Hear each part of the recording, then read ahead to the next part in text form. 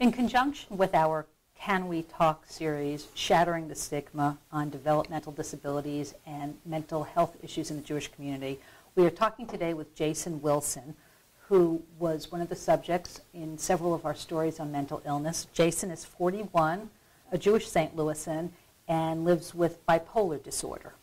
Jason, maybe you can introduce yourself and explain how you first became diagnosed with bipolar disorder. Okay, well, my name is Jason Wilson, of course. How I first got diagnosed, I came back from Vegas back in '99. I was dealing in the casinos. I opened up Hotel Paris, and then got in quite a bit of trouble. I was drinking excessively. I was drugging excessively in combination. I basically was out of control. I was at a stoplight getting more booze. And these kids in this van were looking at me just bewildered. You know, they looked at me with this look of, like, what's wrong with you? And that evening, I basically packed up all my things and came back home, here to St. Louis. For a long time, I had a problem with drugs and alcohol. And going to Vegas wasn't probably Probably one not of the highlight smartest reel. idea. Yeah. So when you got back to St. Louis, when was that? And can you talk a little bit about how you eventually got some help?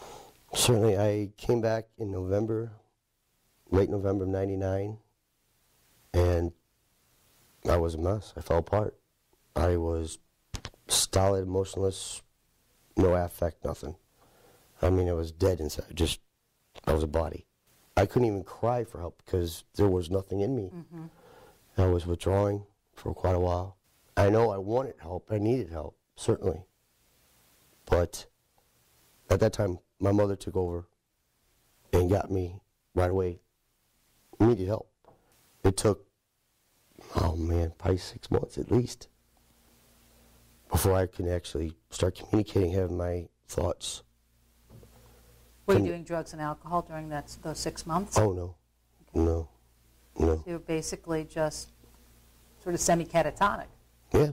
And I honestly, I don't remember where I went the first time. I mean, initially coming out of Vegas at '99. I don't remember. So when were you first diagnosed with bipolar, and how did that all come about? Like I said, I don't remember where. I was in the hospital. But it was for the mental illness. For everything. For the withdrawals, for the drugs, alcohol, mental. It wasn't everything. a rehab unit, was it? Not initially, no. Okay. Because, I mean, quite frankly, I didn't know really what was going on because I didn't make any sense of it. Therefore, no one else could.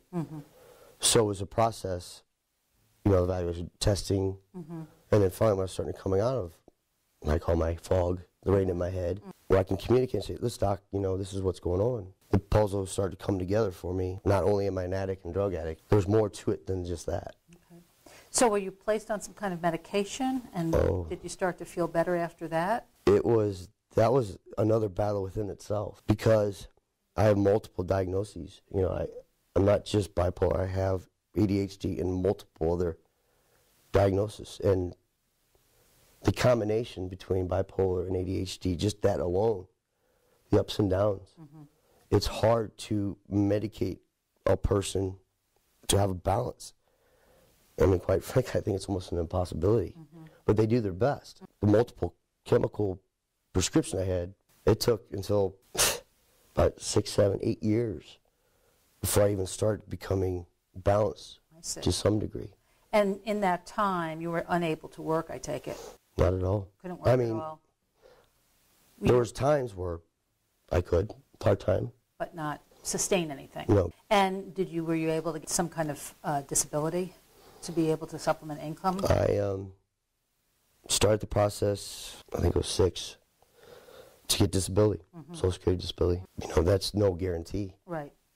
It takes a while. Eventually you did get it. Oh, yeah. The majority of the people do get denied. Right. Finally, I did get the approval, but it was a 3.5, 4-year process. When did you start feeling like you were coming out of this funk and you were much more functional? And what was that process like for you? I don't think, quite frankly, I never came out until, I'm going to be honest, about 4 months ago. I finally was able to look myself in the mirror and say, You know, I'm bipolar. So what? And I know your mother has been a huge support to you. What about other family members and friends? How important is it to have support from them, and how much have you received? I think it's key. You have to have your family support. The family that surrounds the person, the loved one, has to have some kind of understanding of the disability they have. And I think with that, they have progress. So to your question, I've received family support, friends, couple, not what I expected. What does a good day look like for you? A good day is you get up functioning, you're thinking right, your head's in the right place, get up, go through your daily routine. And do you still have days where you feel like you don't want to get out of bed? Oh yeah, I call it kicking rocks. Kicking rocks? Yeah. I don't want to do, I don't want to do this. Do you force yourself out of the bed? I have to. Yeah. I have my MP3 player. I make a playlist every night, 4 songs. And the first thing I do is, when my eyes open, boom, they're in my ears, play, up. And then I got mats in my basement. I start training. It's almost impossible to lay back down because you get your breathing going, your blood going. What about socializing? Do you do things with friends? Do you go to movies, sporting events, that kind of thing? Cardinals baseball? Yeah, I'm a big hockey fan. I went to a few games last year. My movies, not so much.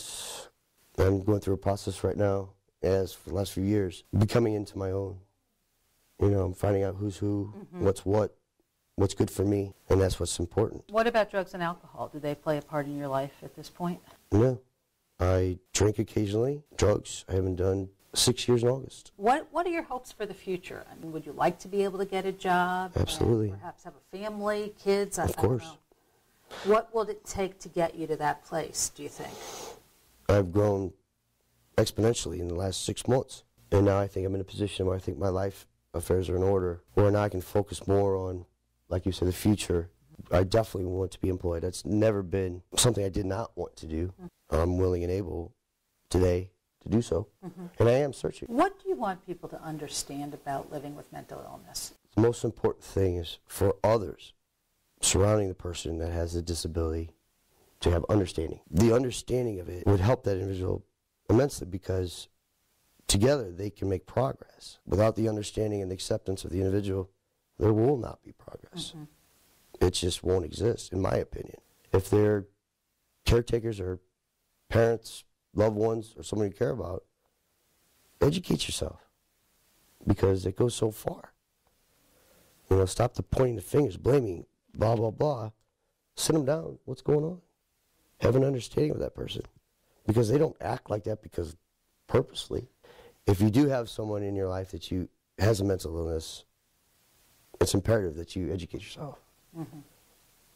Because if you do care, you're willing to help. And you can't help if you don't know.